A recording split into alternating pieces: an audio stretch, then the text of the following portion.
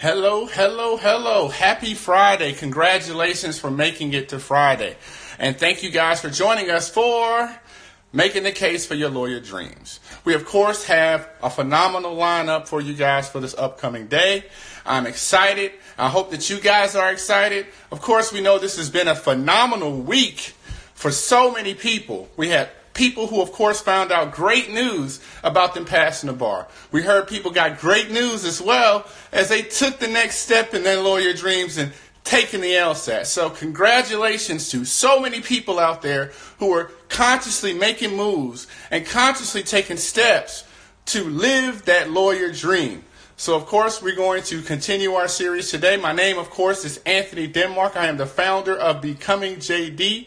I founded Becoming JD because I wanted to make sure that you guys had the tools of what you need to be successful, to take the next step in your lawyer journey. Of course, right now, one of the things that we're going to be talking about today is we're going to be talking about other ways that you guys could go about trying to find ways to law school. And so we have the luxury, the honor, and the pleasure of having a guest on who, of course, we've featured quite a couple times, in Kameron Monet. She, of course, has some good news. She passed the bar, and so attorney Kameron Monet. So we're going to go ahead and get her on. And as we typically do with our sessions, I encourage you guys to fill up our chat box with questions, because the whole goal and the whole purpose of all this is for you guys to be able to get your questions answered. I know a lot of you guys are in the midst of a struggle when it comes to the LSAT, in the midst of trying to figure out how I'm going to pay for this or how I'm going to pay for that. And so the goal of these Making the Case sessions and series is to make sure that you guys get the questions answered that you need to take the next step in your journey. And of course, at the end of the session, we're going to be dropping some free digital material for you guys. So be sure and stay tuned, and let's go ahead and get Kameron on. There we go. What also to do as we wait for Kameron is tell us where you are in your journey. Tell us where you're viewing us from. I'm in St. Louis. The weather is 31 degrees. Hey. Hello. Attorney. How are you? Hey, how are you doing today? I'm doing good. Congratulations on all the success. Of course, I said that this week has been a phenomenal week for yourself included. You know, thank you. Taking the next step in your journey. And I thank you for taking the time to share some time with the community so we can make sure that we can get more of us in law and get more of us being sworn in. Because I can tell you that one of the most loneliest feelings ever is when you get sworn in. Man, it's not people. And you're looking around like, here. Okay. But nevertheless, we're going to try to change that. And the purpose of these sessions is to try to make sure that we equip you guys with the tools so that way one day you can say talk to the hand as you get sworn in. So I would love to give the floor to you so you can tell people who you are. They've seen you, of course, on our Instagram a couple of times. And let them know what we're going to be talking about today. Okay, so my name is Kameron, and I am a mix between a social influencer as well as now a licensed attorney. I actually just received my license officially in the mail today, so it's kind of surreal. I'm really excited about that. On my platforms on social media, I talk about beauty, fashion, and law. I talk about my journey through law school, and now I start to talk about how it feels to be an actual practicing attorney in this area of climate, so to say. So I'm really excited to be here. Y'all have supported me Becoming JD since the beginning, so I'm really honored to have the opportunity to do this. Absolutely. So for our session today, what we're going to be talking about, this was what I call Innovation Week, because there's more than one way to get things done. And of course, we would love to be able to say that we were born with a silver spoon and we were able to not have to figure out a way to try to generate income or to try to generate funds to be able to pay for things. So, you know, law school ain't cheap. Look, after it ain't either, okay? I'm Funds like, you gotta pay for the license, what? Yeah. Right. And so the thing about it is, oftentimes what happens is a lot of people look at their financial situations and they say to themselves, I can't afford to go to law school. Right. Or, you know what, the worst thing ever I feel bad is when they apply for waivers and then they don't get them. And so a lot of people immediately, once they apply to try to get that law school admission council waiver and they don't get it, they're like, you know what, maybe this isn't for me. And so what we're going to be talking about today is what I wanted to post this question, but it was kind of random. I didn't know how people were going to take it. But what is your superpower? And Okay. the focus of that is because when you really think about it, we all have talents and skills. And that talent and skill, that one particular thing that we do that comes easy to us, that one thing that we're passionate about, the one thing that is our hobby, there are ways for us to be able to monetize that. So even if, in fact, LSAC says no, even if, in fact, you don't get the scholarships, you're able to find ways to monetize your interest in a way to try to help ease some of the financial burden. Absolutely. And that's one of the things that I wanted us to be able to talk about, because if you guys don't know, Attorney Monet has a massive following. Thank you. But nevertheless, the thing is, we want to go through the steps in regards to what led you to doing that and how that process could be duplicated, because now you provide yourself with a wonderful platform. Well, not only do you have a committed list of subscribers, because she's on YouTube, y'all, YouTube channel, subscribe, but also it provides a wonderful platform for her to be able to sell products, and also people give her products just like, we did. So I want to be able to talk about that, because I think that is a process that could be duplicated. Of course, not exactly toward fashion, or if that is their interest, but nevertheless, it's a way to be able to try to generate some funds to help you along that journey to being in law school, or applying to law school, or paying for the bar. Absolutely. There's so many different ways to do it, especially with social media being such a big deal right now, whether it's on Instagram, Facebook, Twitter, Snapchat, TikTok. Like, there's so many different avenues just to build a platform. I don't think there's a step-by-step process to get there. I think it comes to being relatable. And I think when you're organic and you're original and you're honest and you're raw about things, and that's what attracts people to you. I know when I started posting like vlogs, like behind the scenes of law school, like I'm just going to class, like this is what class is. I'm struggling with this assignment. I don't know how to talk to my professors. That's when I started to realize, okay, people like this. People like to know I'm not the only one out here struggling. I actually made a whole video on how I paid for law school. Yes, it's a major key. And also, pro tip, there's a lot of different LSAC forums that you can go to, and they give out waivers there, which I didn't know. I just showed up there, and they're like, oh, yeah, there's waivers, without you having to go to the actual admissions office and say, hey, can I get for the free?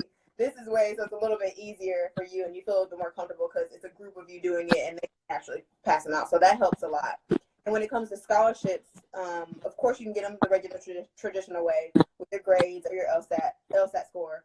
However, once you're in law school, you can ask for scholarships then as well. And a lot of times, law schools list like a scholarship. Here, these are scholarship opportunities that are in this month, or for this semester, or for minorities, or for women, or for men. Like, there's so many different avenues of scholarships, and people are out here trying to hand money away. But a lot of times, law students are just like, I don't feel like writing that, or I don't want to read that. Take 20 minutes, okay? It's worth it, because tuition is no joke. Another thing you can do, if you don't want to do like the traditional influencing route, you can also do an ebook. I've been looking into that. Podcasts, just advertisements on your platforms. Even if you have a small platform, a lot of smaller businesses are willing to pay you just a little bit. And just talking about your expertise in law school. You might be a 1L and you're like, I don't have any expertise. Yes, you do. You got in law school. And people just don't put enough emphasis on where they are and how important that is, because other people are looking at them like, I want to be where you are, even though you're looking at people higher. Like, I can't wait to get there. So I think being original and just bringing what you have to the table is huge and can definitely get you some money. Absolutely. Now, she had a whole bunch of gems right there. So we're going to try to break it down, because I know that you guys probably did not bring your pencil and paper to support this. So we're going to break it down, and you can step in anytime, Ms. Monet, and let me know where I'm at. Now, listen, one of the things, we can go step by step. We're going to talk first about law school admissions in regards to social networking and innovation, and then we're going to talk about it while you're in law school. Now, when you apply to law school, one of the hardest things to do is to try to distinguish yourself from everybody else. Because, I mean, we like to think that our strong 3.5 and our solid 150 score is going to be something that's going to be like, blow them out the water. Right. Nevertheless, it's a lot of people that are applying to law school, and it's a lot of people that are going to have the same scores and the same experiences that you have. So one of the little things that I have really seen a lot of people do, and I encourage you guys to try this out. I actually thought about it because I saw Kameron Monet's page. Is imagine if you would now have the platform to be able to speak to law school admissions, not just in your application, but also your blogs, also on your YouTube channels. And Karen, can you just tell me how much does it cost to create a YouTube channel? Just wondering. $0. Okay, nothing. And how much does it cost to create another Instagram account? I know you can have like up to 5 on there. Free 99. Free. Okay. So nothing. these are wonderful platforms because law schools, they Google you. The wonderful platforms where you have a wonderful opportunity to try to bring some of your stories to life. For me, I feel like when you are applying to law school, and if in fact your scores aren't as competitive, and I ain't gonna lie, mine was not a 152. I wish it was. But the way that you can find ways to try to help sell yourself and also have a presence where they can go and follow your story, see what you're. One of the things that's so phenomenal is one of my clients did this is everything that they mentioned on their resume, they had a video vlog that they had posted on their YouTube channel for you. So imagine they put your name and they find information on you. And not only am I seeing you do something, I'm bringing your resume to life. Or not only am I seeing a letter of recommendation, maybe I'm seeing as a part of the vlog somebody speaking about what you're doing and what that just made me think of something.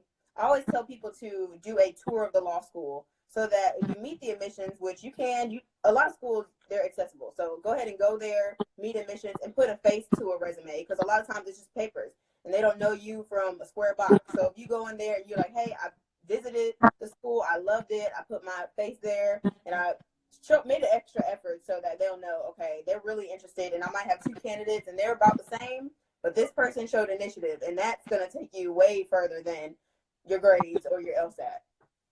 She's right. She's dropping gems. Hey, she's followed the platform.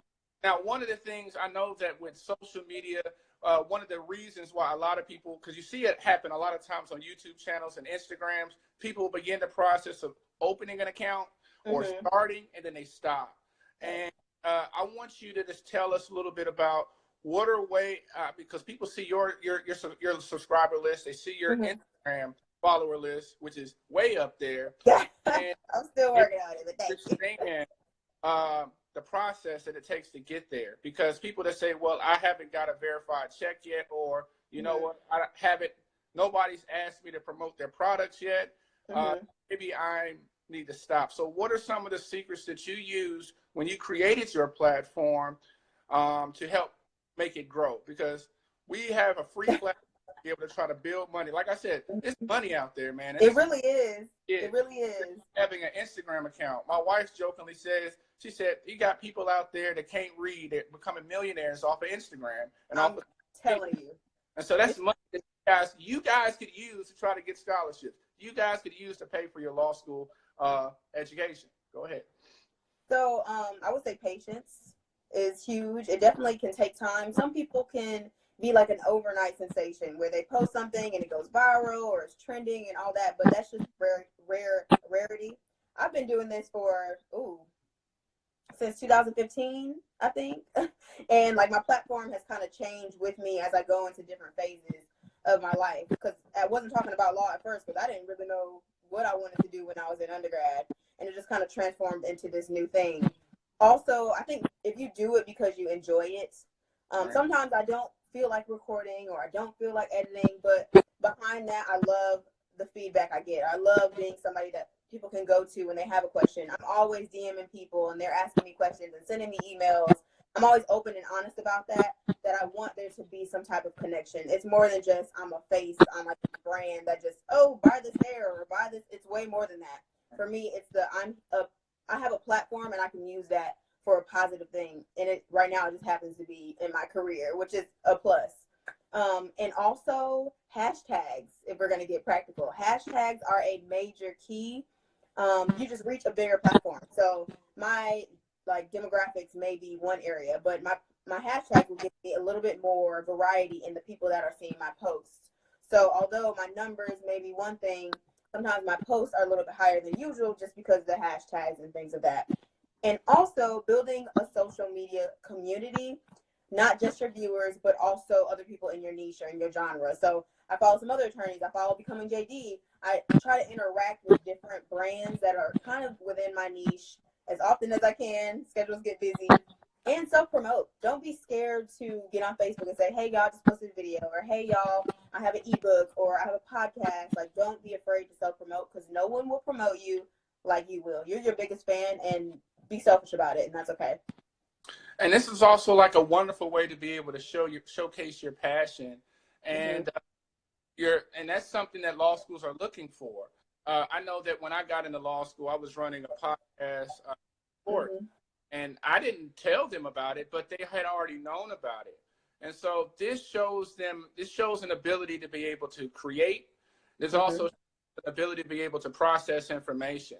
What you have to understand when you're applying to law schools are looking to see for skills. Every skill that you do, every experience, even if it's balancing a checkbook, is a skill to be repackaged and demonstrated to showcase your ability to be an efficient lawyer. Now, we talked about how it was with getting into law school. Now, one of the things I want you to touch base a little bit, if you could, about how you use your social platforms to help you stack some coins. Because let's be real, man, everybody's trying to figure out how to do that because people see the products, people see it, but they're like, well, how does she get that? How does she do that? Because a lot of it you have to, of course, do it by ear, but a lot of this stuff is also strategic. It's intentional. Very. There's so many different ways to get payments on social media platforms. So YouTube has like Google AdSense, so you'll get paid by different ads that run on your videos. There's also brand sponsorship, so a brand may reach out to you or you may reach out to them. Or there's also like a third-party sources that kind of filter different promotions to influencers. And then you'll negotiate a price. You'll talk about what that brand wants with the sponsorship. And I always make sure that I can give my honest opinion regardless. And then make sure I still get paid regardless. So reviewing contracts, it comes in handy with law and with influencing. Practice. Also, campaigns are awesome too. So campaigns are a little bit bigger than brand deals because say Maybelline is coming out with a new like mascara or something and they want somebody to promote that specific thing. So that would be a plus. I've also worked a little bit with Barbary on the low, but I already was taking the course. So it works when it's a natural thing where I was promoting them naturally. I just said, hey, I'm studying for the bar, literally using their products. And they're like, hey, you make this little post, put a hashtag, here's a little coin. So when you're tagging brands that you naturally work with, it's just kind of organic. And the brand sees you and they'll comment. And then if you want to go the extra mile, they don't reach out to you. You can say, hey, you've been commenting on my post, and here's a few examples of what I've done for you. I would love to collab. Who should I contact, or what would be my best route in getting that? And I also have collaborated with Cumberland, my law school. That kind of happened a little bit organically too. I would vlog at school, and people were kind of noticing, and they're like, "Hey, like, do you have like a blog or something?" And we got to talk, and I was in a few of their promotional materials. Like, if you get their newest like year thing, if you're like an incoming student, they're like, "Oh, Cameron's in there," and I'm like, "That's me." So just being organic and working with companies and brands that you actually like, it just happens. Like, you can promote anything. You can promote the shirt you wear every day, or like socks you have on, or your MacBook, or water bottle. Like, there's so many things around you. Everything is a brand, and everything needs a promotion. And nowadays, people are on social media a lot more than they are on, like, then they're reading like newspapers, or they're watching TV and commercials cost a lot more than us influencers, even though they should pay us all the same. But we still working on it. And so for you guys who are just joining us, we are here with Kameron Monet, recently licensed attorney. Congratulations. The part what we're talking about here is innovation. We're talking about ways that you guys could be able to use your social media platforms, which are free 99, to be able to try to generate coins to pay for law school, to pay for waivers, and to pay for one of the things that people don't ever tell you about. Pay for that fee that you have to pay after you get accepted into law school. I didn't know about that, and they don't tell you that. Yes, there's so many fees. I'm like, getting sworn into all the districts, you have to pay a fee. Keeping your bar license, there's a fee. If you want to transfer your score to another state, if you got high enough, that's a fee. It's like, that's out of my tuition. you have to pay for the bar to take the bar exam. I'm like, I don't even know about that. So there's so many fees that are included. But I think you can be strategic about the way you deal with like financial aid, scholarships, side money, where you can set yourself up, even though it feels like, oh my God, like this is so much money. If you treat it like a bill, set a game plan beforehand, you'll be fine. And she's right. She's proof, right? So Yes. you guys to be able to understand. And the reason why we do these sessions is so you guys could actually speak to the people that we feature and actually see something more than just the little caption that we put down there. Because there's so much more than that, right? And Definitely. so a wonderful chance to get some of your questions answered. I know oftentimes we get so bogged down with the conventional way, but man, there's people out here becoming attorneys in spite of. And one of the things we have to challenge ourselves is to figure out, okay, you know what? I look in my wallet, I look in my account. How am I going to figure this out? Mm-hmm. And so that's one of the reasons why we want to talk about social media innovation. And one of the things that Kameron mentioned about doing an ebook. How much does it cost to do an ebook? I think for a lot of places, it's actually free until they actually pay for you. And then you could make your decision in regards to how much you want to pay in order to help disseminate that material. You have to be able to understand, and I'm sure Kameron can attest to this, is that the field of law is no secret. It's a lot of people in it. And there's a lot of people that are trying to get in the door. And there's a lot of people that are already in what we call the waiting room, trying to wait for their chance. And so because of that, you have to be constantly in the process of trying to evaluate, what can I do different? What can I do to showcase my skills, my talents? Because even when you get to law school, the same situation, everybody got the same GPA. And not only are you now competing with everybody at your school, you're competing with everybody from your hometown, and everybody else is trying to go to the same location that you want to go to. And so these gems that Kameron just dropped are ways that you can find ways to stand out. Who gets paid by their law school? I ain't never heard of that before. That's a new level up. Don't hide me, don't hide me. But to God be the glory, okay? But see, this is what we have to be able to understand, you guys, is we have to find ways to make money. If, in fact, your interest is sports, then find something that you're passionate about and find a way to, legally, of course, character and fitness concerns. But find something. If you're passionate about hair, there's a whole bunch of hair bloggers. Okay, they need to, even influencers in general, like a lot of them are signing these contracts, and I'm like, don't sign that. And you just don't realize how much law school helps you with just everyday things, the basics that you think, oh, well, that's nothing. No, it'll come around. Oh, and I will add, because sometimes people think, why would I be so involved on social media if I'm an attorney, Actually, today I had a meeting with my job, and they want me to help them with their blog because they don't know anything about SEO, like search engine optimization and using keywords. And because I have a little bit of that experience, that's something else I can bring to the table. So you never know where your background, passion, hobby, side hustle may come into your primary career. Y'all got that?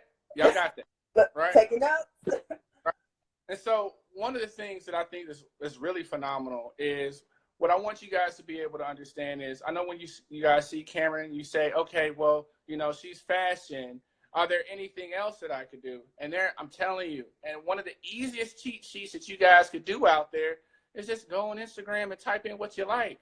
Yeah. And of course, you can see somebody that's doing vlogs. Of course, don't copy, but find as a source of inspiration to be able to see how they're going in those particular directions. I've talked to featured several lawyers on our Instagram who have side hustle hair businesses on the side where they're selling bundles of hair. And I ain't realized how profitable that is until I checked out the websites. But so what you guys have to be able to understand is that there's money out there. And even though you may not have been fortunate enough to have a silver spoon, which, you know, nothing against people who did, but you can still find ways to get coins. You can find ways to finance your law school education. Now, what we're going to be doing at the end of this session, we're going to be dropping what I just made for you guys, a free law school scholarship index. And this includes a whole bunch of scholarships. And it's $3.99. I want to make sure you guys have these resources. We don't want loans should be the last option. Of Yes. course, Cameron can attest, boy. As soon as you graduate, oh, you feel so good. But then all Man. of a sudden, Sally on line one. I promise you, it was like, hello, 6 months. Wait a minute. Good morning. Like, it's crazy. Exactly. So you make sure, one of the benefits, of course, a lot of these law school scholarships that you'll be able to, in fact, I think it's on my link bio right now. One of the benefits is you don't got to pay this money back, right? It's a major key. And I know that, for example, a lot of you guys out there, you get so, and we've been there. You get so consumed and wrapped up. I got to get the LSAT. Oh my God, 7 more points. Oh my God, I got to find a way to find the school to get into, right? But you completely forget, how am I going to pay for this? You forgot. And you accept it, and then all of a sudden you got to pay that $1,000 first $1,000 to hold your seat. Woo! And then you got to pay the second one, and if you don't pay it, then they give you a seat up. So I want you guys to be able to understand that you have to begin the process of paying, finding ways to pay for it, and not being rich is no longer an excuse. You have to be able to hustle. All lawyers are hustlers. You will never be a lawyer out there who only has one job. You got lawyers out there that got 3, 4, 5 jobs. Okay. That's the only way that you can do things to distinguish yourself, and that's the only way that you're going to be able to stack them coins. But we've been talking a lot, and I've seen some questions go through. Oh, we got someone throwing you some love. My favorite new lawyer, social media influencer, because her YouTube channel, I learned so much about navigating the law school admission process. She's always getting the legal tea. Oh, thank you. Thank you. Let's see here. It said, what are some good podcasts to listen to in your process? You want to drop some gems? I'm trying to think. I like listening to Blessed and Bossed Up. It's not like law related, but Blessed and Bossed Up for encouragement. That's probably my favorite podcast right now. She's an entrepreneur, so it's similar to going through the law school journey because you need to be disciplined, have motivation. So I like listening to that. That would probably be my number one recommendation. And for, let's say we're just talking about the LSAT, right? You got, before you take the LSAT, that's a podcast. You got the Power Score LSAT podcast, which is phenomenal. You got the Law School Insider podcast, the Law School Toolbox podcast, LSAT Kung Fu, LSAT Unplugged. What is this? LSAT I Am the Law. You got the ABA Law Student podcast, that podcast. So there are abundance of podcasts out there. I joke and tell people, I'm kind of serious, but also joking, is that if we're able to know everything that we know about lemonade, which, you know, but we need to be making sure that we're putting that same energy towards learning information that could help improve our LSAT scores or improve our chances of getting admitted into law school. Absolutely. Because a lot of these resources out there are free. And there used to be a time where a lot of this stuff you had to pay for. And you know what? I understand that. But now we have it completely accessible to you. You don't have any rooms to make excuses. It now is up to you ultimately to make the decision that, you know what, while I work out, instead of listening to the baby. Yeah.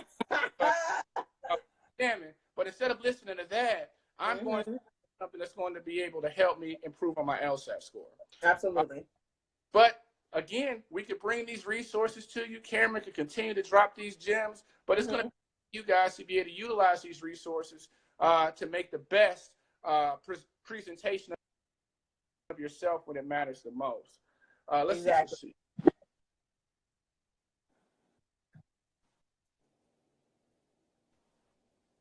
Boom, boom, boom, boom, boom. Oh, sorry. Sometimes I forget I'm on live. Let's see here. It's okay. Okay. Questions. But one thing I definitely want to touch base on is about your background, because I think, you know, at times people look at their own background and they say, well, there's nobody like me in law school, so maybe it's not the place for me. And I think that one of the reasons why we did this is because there's a lot of people out there who come from what we call not the traditional backgrounds, but you know, y'all made it do what it do. And by sharing your story, I'm sure there's some people out there that be like, oh, wow, maybe I could, I could do that too. Mm-hmm. Okay, so I'm originally from Flint, Michigan. So boom, we already, I went to undergrad in Georgia. I am from a single parent, okay, just me and my mom. I'm an only child. I have loans from undergrad, so my mom didn't pay for my loans. I've been working since I was 15. I worked at law firms in undergrad to kind of get the experience to see if I even wanted to make the investment. So that's actually a good little tip. If you're not sure you want to make the investment with law school, because it is an investment, I think it's worth it. But go ahead and try to intern while you're in undergrad. It lets go some of the pressure of I have to do so great in the job because you're just learning. So when you're an intern, you're like, I'm not even in law school. I'm just trying to see what y'all got going on, or try to job shadow a lawyer. Because a lot of times attorneys, we're super busy and we're like, we want to help, we want to give you guidance, but just job shadowing, because I did that in law school actually. They were like, this makes it so easy for us because you just follow us around, ask us questions as we go through our regular day-to-day life. So that's a pro tip. A lot of people don't do that. So anyway, I did some attorney stuff, helped some attorneys in Atlanta while I was in Georgia. I didn't do well the first time I took the LSAT, and I was like, well, guess I'm taking a gap year. Somebody just asked.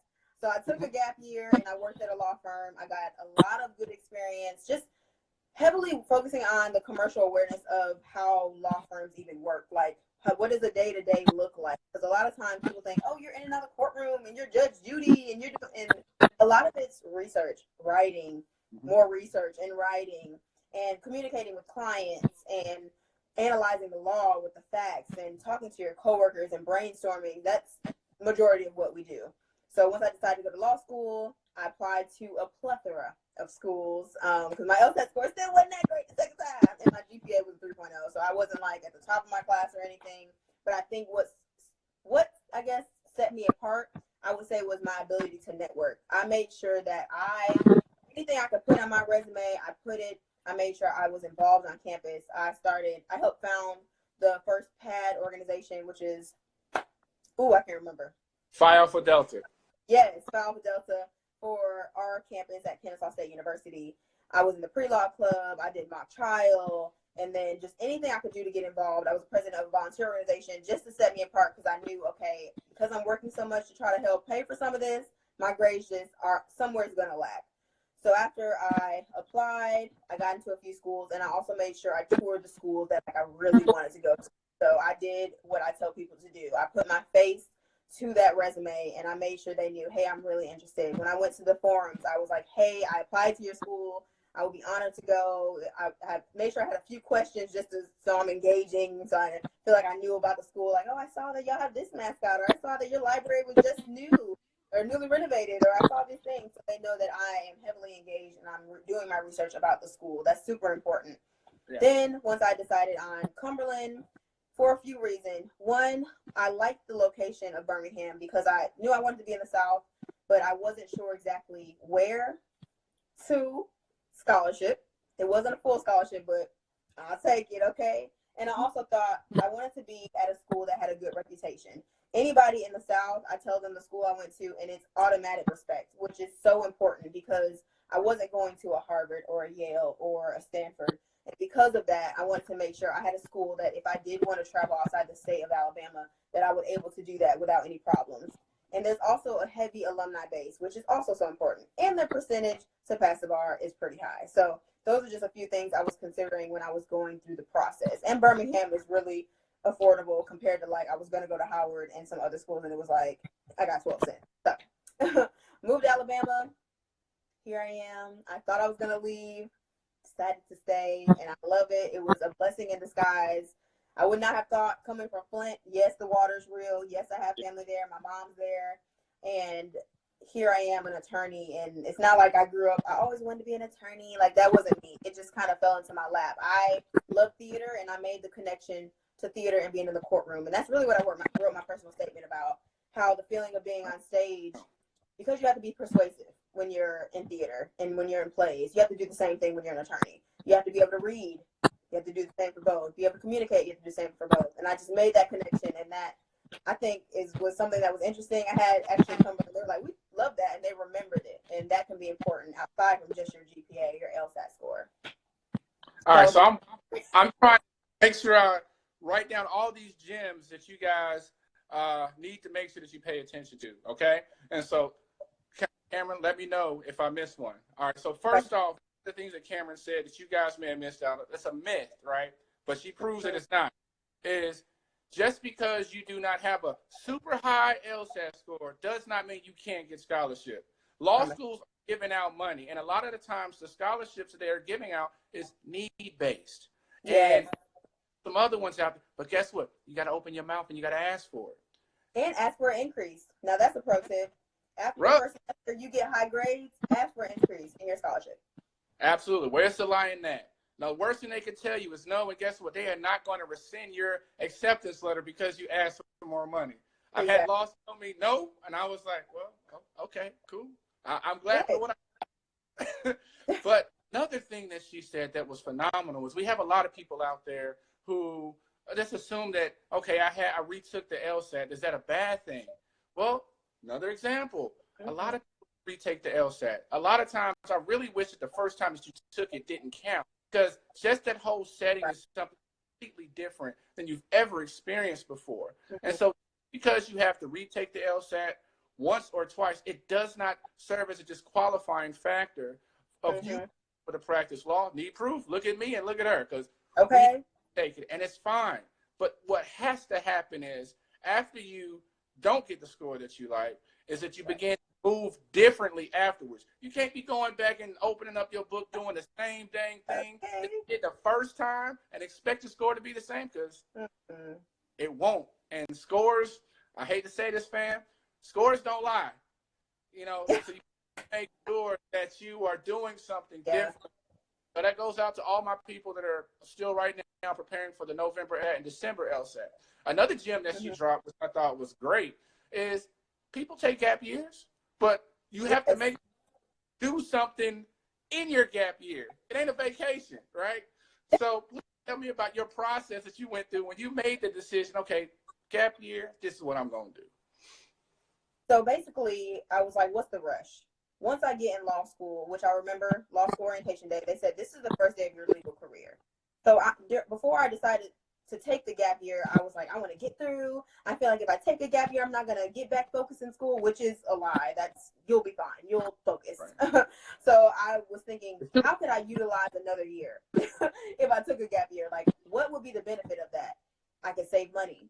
I could get more experience. I can really realize, is this what I want to do? I can look more research into the schools to see what location I wanted to be in, what type of law even is out there. Because sometimes we have a general understanding of, I want to go to law school, it's going to be great, and don't really know what it means to be an attorney or what it means to go to law school. So I took that time to really analyze where I saw my career going. Do I really even need to go to law school for what I want to do? What are the benefits? What are the pros? What are the cons? And I studied more for the LSAT. And so what you guys have to understand is that oftentimes plan A may not work, and plan A does not work for a lot of people. But still, there is a path that you can take, but you have to make sure that you create a plan that's going to re-navigate you back to getting into law school and then, getting them acceptance letters. So one of the that I thought that she dropped that was really phenomenal, and it's something, it's an art form I want everybody out there to make sure that you guys pay attention to, is that these forums are important. And oftentimes these forums are the actual first chance that you get to make an impression on people who may play a role in deciding whether you get accepted into law school or not. Now, we oftentimes make the mistake, and I'm guilty, going to these forums in dressed regular, as I say, but not being prepared to understand this is your first chance to get and make an impression. You don't want to make an impression where people are, but I want you to talk about how you approach your forums, because it is very important for you guys to utilize this as this is your first shot to really have to be able to attach a face with a name. And then when they're reviewing your applications later, be like, oh yeah, I met Cameron. Oh, she knew this stuff. She knew this. You got to hustle. The hustle starts at the forums too. It does. So I basically treated it like an interview. So before an interview, I do my research on the company, who I'm interviewing with, and things like that. So before the forum, I looked up what schools were there, where were they located? Because it's a big room and you're like, it's several schools, several numbers, and it can get chaotic. So I wanted to make sure I kind of had a game plan going in, hit my target schools. Then if there were some other schools that I kind of was interested in, go there and just get some more information, because this, to me, the forum was like a number one place to get information. You have face-to-face communication with most of the time the people that are making the decision. So if you have a question about layout, format, I get that question a lot about like your personal statement. Like, what are they looking for? How long should it be? Should you add in different things? Should you add a resume? How long should your resume be? And they are the people to ask, because every school's a little bit different, just a little bit. And sometimes you can get that information on the LSAC forum, but there's nothing like you talking and having a conversation with the person, because they may accidentally drop a gem they weren't supposed to when you're having a good conversation. So treat it like an interview, or even better yet, a group interview, so you're prepared to have questions and you're not caught off guard if there's more than one person at the table, because a lot of times there's like 2 to 3 people there, and you want to be able to engage with everybody to show that, you know, you're interested in law school, you can communicate, you can network. Because to me, the legal field is just a networking ball, really. Like, all it is networking. Who you know, how you know them, and then it begins to get smaller as you know more people. So if you're able to show like, hey, I'm an asset to your law school, which they want good alum. So I think that's a benefit for sure. Absolutely. And I'm going to be real frank and real with you guys, all right? Leave your booze and your bays at home. This is not something that you take your frat brothers and your sorors to. You're there on a mission. Yes. Your mission is to make an impression. That means you need to put your phone away. Yes. We all love the gram. We all love the Snapchat. But you have to be able to understand that you are there for a purpose. Mm-hmm. You have to dress the part. I remember my godfather once told me that if you want to be a lawyer, you don't have to start acting like one. You don't have to wait to start acting like one. You can act like one now. Mm-hmm. So you have to understand that you have to carry yourself in a certain way. I think that there's still forums going all over the country right now. Yes. I think the last one's going to be in Los Angeles in late December. But nevertheless, I want you guys to make sure that you are putting your best foot forward to ensure that you are making that first impression, because the worst thing that can ever happen is they look at your application and say, oh, man, I remember that fool. Okay, look, they had a hole in their pants, you know, whatever the case may be. My boyfriend tells me all the time, he's like, dress like an attorney, dress like an attorney. So when you go into these different areas, whether it's an event or it's a forum or you're just job shadowing, like, you want to put your best foot forward. Like, hey, look, I know how it works. I can play the part and I'm good at it. Because even though we weren't going to talk about this, but it just kind of seems more relevant to also bring this up too, is you're always going to be evaluated and you're always going to be judged. And so you want to make sure that any images of you that are being put out there in that space is going to be something that's going to reflect positively on you. Now, I understand that homecoming happens. Heck, I just had my last week. But you want to make sure that any images that are going to be taken of you going to make them think twice about your decision making, think twice about how you decide to present yourself, because how you present yourself on your social media platforms, when a law school accepts you, they're attaching themselves to that. When we see breaking news and things happen, what is the first thing they do? They go to your IG. They go to, go to your Facebook. Yeah. To your wall. So you want to make sure, have a conscious awareness of that, and make sure that whatever images that you're putting out there is not going to be something that the law school's going to look down on and be like, I don't know about this person. Right. Got the scores, but the image. I actually just had someone reach out to me in my DMs and ask me, she's like, I'm a free spirit and I don't like to like change who I am on the internet. Like, how far should I go? And I just told her, I said, look, if you can't have a conversation with whatever the photo, the video was with your boss or with the law school admissions or somebody in that, and you're not able to communicate what this picture means or what you were doing and you feel uncomfortable doing that, then don't post it. Because you never know who may see a photo. Because I get, especially now, because I have a little bit of platform, that sometimes like some district attorneys that I clerk with follow me on my Instagram. So like I'm always conscious of what I post. No, I'm not putting on a thing. Like, I'm always real, but I think there's a place and there's a time for everything. And social media doesn't need to see everything. They don't need to know everything. It shouldn't be event session. There's a way to juggle both. Keep it real, keep it honest, keep it organic, but still be professional, respectful, and have boundaries and guidelines. Absolutely. I had a client tell me, she said, ain't nobody going to censor me, boo. And I was like, well, you know what? that could be the reason why you don't get accepted. Okay, keep that same energy. And that's just the realness of it. But I want you guys, you invest a lot of time, a lot of money that you don't have in this process. So you want to make sure that when you're making the decision to put yourself out there, that you're going to make sure that you're doing it and giving yourself the best opportunity possible. Now, does that mean that you may have some posts that you may need to remove right now? Possibly. But hey, you know what? Do it. You're worth it. Last time I checked, unless you got, what, $140,000 that somebody else is going to let you hold for law school, look, you know what? It's a sacrifice that you're going to have to make. And, you know, I encourage you guys, you can have your political views, you can have your religious, you can have your views about 45, but also what you have to be able to understand and have a keen awareness of, and I'll stop after this, but a keen awareness is that there are people who think differently than you. Yes. And there are people who are going to be making decisions about your law school future. And you want to make sure that you are not offending them, and you're making sure that you are connecting with them on a level that has nothing to do with politics, has nothing to do with those factors at all.